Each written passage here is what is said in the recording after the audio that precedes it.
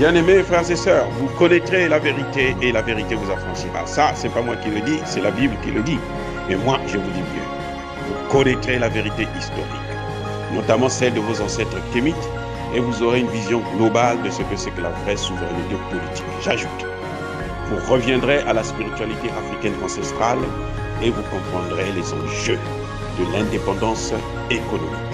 Et pour terminer, vous accepterez votre identité culturelle kémite et vous obtiendrez deux choses. La première, c'est la paix. La seconde, c'est le développement, à une condition. L'unité de toute l'Afrique noire, l'unité de tous les Noirs du monde entier.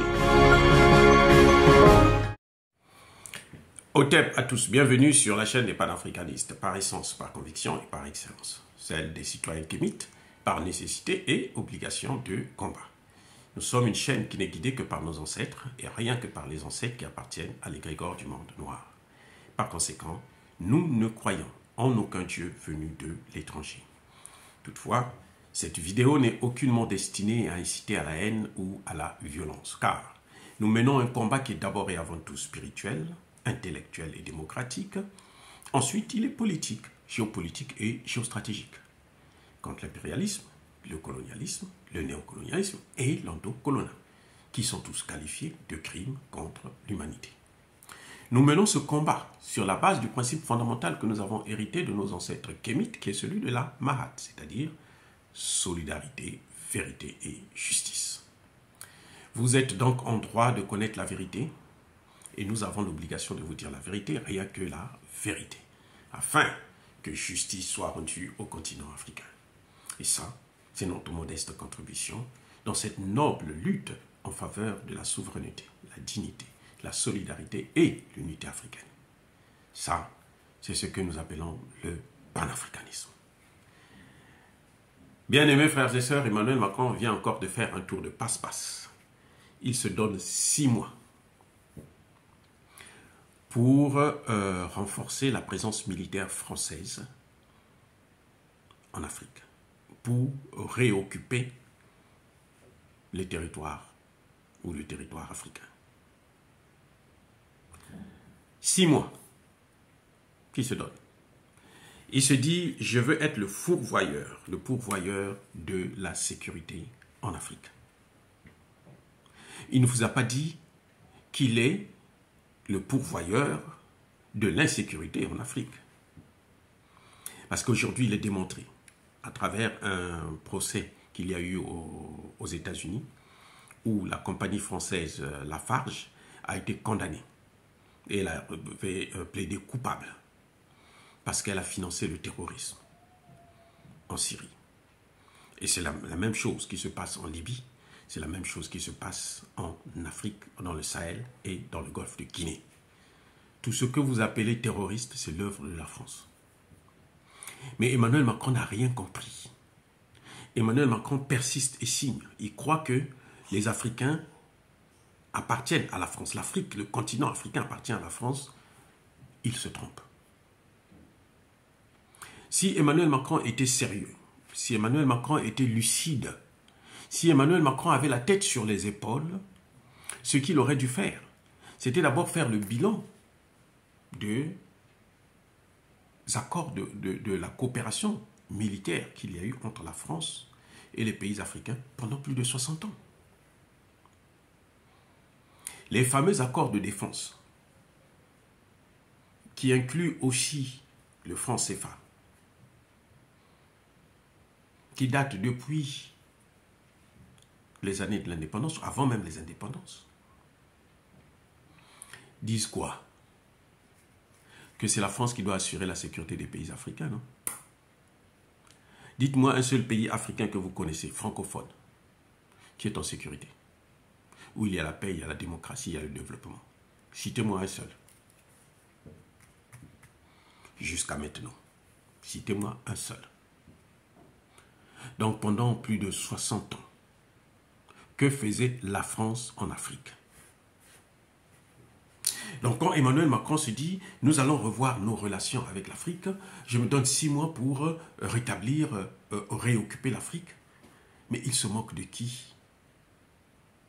Il se moque de nous ou il se moque de lui-même? n'a-t-il pas vraiment un cerveau, ce type? Est-ce que vraiment il pense ou bien il est devenu dingue? C'est incroyable. Avant de s'engager vers un autre dossier, quand vous avez une entreprise, vous avez des travailleurs qui travaillent pour vous. Vous leur laissez la gestion de l'entreprise. Si vous voulez leur confier une autre mission, faire mieux, qu'est-ce que vous faites? On fait le bilan. Vous regardez. Mais qu'est-ce qui a marché? Qu'est-ce qui n'a pas marché? Où est-ce qu'il faut améliorer? Où est-ce qu'il faut complètement abandonner? Et où est-ce qu'il faut relancer? Vous ne pouvez pas faire des choses sans jamais regarder le bilan. Emmanuel Macron parle de nouvelles relations avec l'Afrique, dans le domaine, bien sûr, sécuritaire, comme s'il n'y avait pas de forces armées françaises en Afrique. Il y a un problème là. Il vous dit que nous allons alléger le dispositif militaire. Il faut une présence intégrée. Qu'est-ce qu'il veut dire par là? Ce qu'il y avait avant, c'était quoi? Pendant plus de 60 ans, la France a créé des États, des armées faillies et des États faillis en Afrique francophone. Pendant plus de 60 ans. On avait donné nos dirigeants, malheureusement, je ne sais pas qu'est-ce qui les avait pris, ou parce que, bon, pour la plupart, c'était des dictateurs, des illettrés, ils ont pris l'avenir de tout un continent, ils ont mis dans les mains de la France. Maintenant, on fait le bilan. Qu'est-ce que ça a donné? Aujourd'hui, c'est le terrorisme. Aucun de ces pays africains n'est développé, ne voit le bout du tunnel. Vous voyez la Centrafrique? Vous voyez le Mali? Ils ont fait un effort pour se débarrasser des forces françaises. Mais la France a toujours des piliers qui sont là, qui sont contenus dans les accords de défense. C'est le franc CFA. Emmanuel Macron ne peut pas dire que nous allons changer les relations, nous allons améliorer nos relations, sans pourtant poser le problème des bases militaires qui sont là déjà présentes, sans pour autant poser le problème du franc CFA qui est là présent. C'est la France qui gère nos économies, qui gère nos richesses, qui gère notre sécurité, qui gère nos armées, qui gère nos officiers, qui gère nos présidents.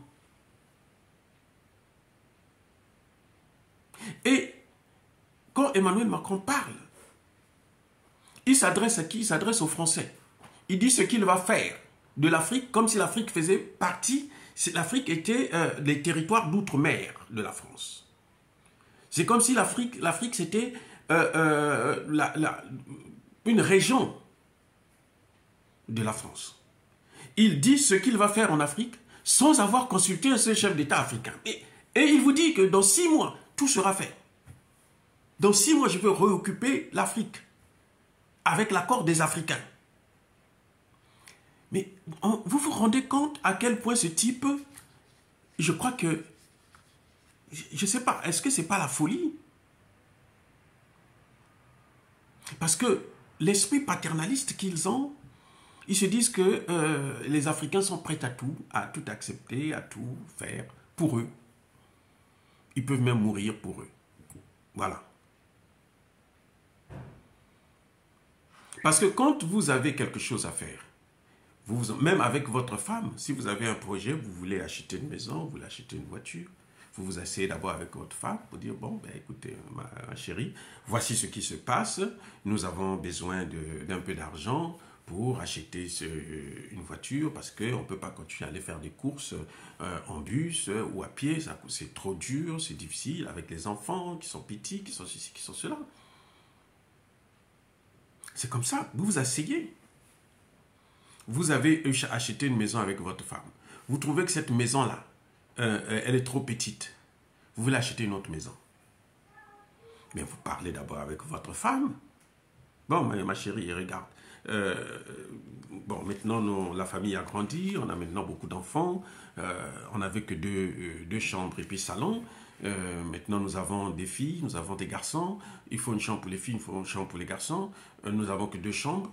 Alors, nous-mêmes, les parents, on va rester où? On ne peut pas rester au salon. Donc, il faut qu'on trouve une autre maison. Et là, maintenant, vous vous entendez. Ah oui, c'est vrai. C'est vrai. Je suis d'accord avec toi, chérie. Et maintenant, vous faites les démarches pour une autre maison, plus grande. Vous faites le bilan. Vous évaluez. Vous regardez ce que vous avez fait. Et vous justifiez. Vous regardez pourquoi ça ne marche pas. Emmanuel Macron veut changer les accords de coopération sans dénoncer les premiers accords. Il ne dénonce pas les accords de 58, des années 50. Non. Il ne dénonce pas ça du tout, du tout. Ça dit que ça n'existe même pas pour lui. Donc, ça c'est comme ça, il faut que ça continue. C'est au président africain, au leader africain de prendre leurs responsabilités. Les Africains ne peuvent pas continuer à se laisser toujours avoir par ce pays. Non, tout sauf ça. On va voir les chefs d'État africains qui vont commencer à signer des accords avec eux. On va voir.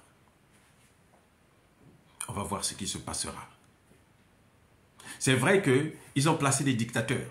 Ils ont créé des armées. Nos armées là ne sont pas capables de lutter contre le terrorisme. Ils sont capables seulement de mater les populations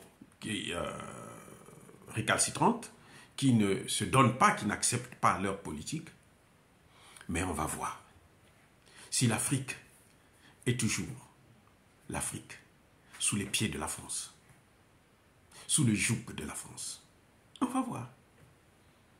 Si ces chefs d'État vont continuer à être les préfets, on va voir ce qui va se passer. C'est ignoble, c'est incroyable, c'est intolérable. J'ai écouté le discours de Toulouse sur la fin de Barkhane, et c'est que vous vous dites, mais ce type-là, il est tombé de la tête ou quoi? Il a une folie, c'est ridicule. Il ne regarde pas le passé colonial. Non, pour lui, il n'y a pas eu de passé colonial. Non, non, non, ça, c'est pas un problème. Les Africains sont là pour nous, ils sont là pour nous servir, ils sont là, c'est notre chose. Ils sont là pour nous rendre service. Ils sont là comme nos esclaves, à vie.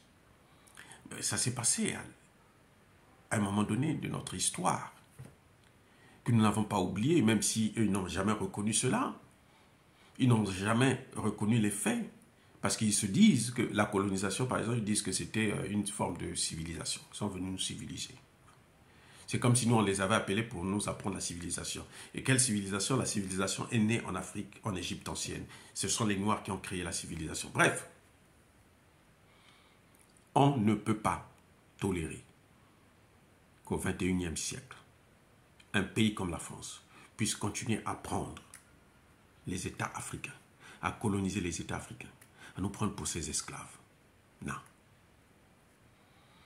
Nos chefs d'État qui vont jouer le jeu, parce qu'ils sont corrompus, parce qu'on les maintient au pouvoir, nous allons tout faire pour leur arracher ce pouvoir-là. Le pouvoir, au final, il appartient au peuple, il appartiendra toujours au peuple. Et que les chefs d'État africains sachent, il ne faudrait pas qu'ils attendent la catastrophe pour pouvoir prendre de bonnes décisions. On a vu avec Mobutu, hein, il était bien assis. Mais à un moment donné, le peuple l'a lâché. Et il est parti. Mobutu n'est pas le seul exemple. Et ces choses-là vont se répéter encore plus. Parce que les populations africaines ne tolèrent plus. Nous souffrons, nous avons tellement souffert et nous continuons à souffrir à cause de ces Occidentaux, à cause de cette France maudite, junte française. On ne peut pas continuer comme ça. Que ce soit bien clair.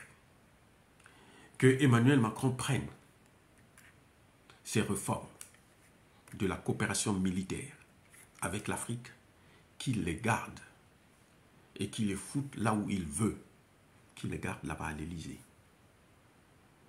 En Afrique, nous n'avons pas besoin de leçons. Le temps de la France est passé. La France a eu sa chance pendant plus de 60 ans. Nous avons fait confiance à la France. Nous avons laissé notre sécurité dans les mains de la France. Et on voit le résultat, ce que la France en a fait. Des États faillis, complètement faillis. Des armées faillies, incapables de lutter, de protéger les populations. Maintenant, nous ne voulons plus d'elle. Qu'elle s'en aille, qu'elle dégage de l'Afrique et qu'elle nous laisse avec nos matières premières et avec notre misère. Nous préférons vivre dans la misère que de vivre sous la torture, l'esclavage et le terrorisme qu'ils nous ont amenés, ou avec des armées qui sont là, qui passent leur temps à violer nos femmes, nos enfants, y compris des mineurs, une armée de pédophiles, de tueurs, de criminels, de mercenaires, que ça s'arrête là. Que ça s'arrête là. Dire cela, c'est inciter à la haine ou à la violence. Non. Yaba colère ve, yaba ileme. Soyez bénis par le Dieu des Kémites. Et que ceux qui persécutent le continent africain, ceux qui déstabilisent et pillent les pays africains, nos matières premières, puissent être punis, écrasés, foudroyés et maudits par le Dieu des Kémites et par nos ancêtres angélisés. J'ai dit et, bien entendu, j'assume.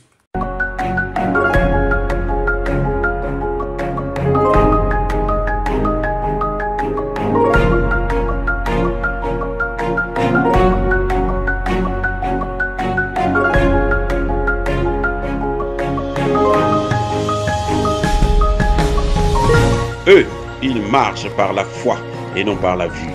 Mais moi, je vous conseille vivement de marcher par la connaissance scientifique et historique, notamment celle de nos ancêtres kémites, par les 5 sens et par l'intelligence. Abou Abia.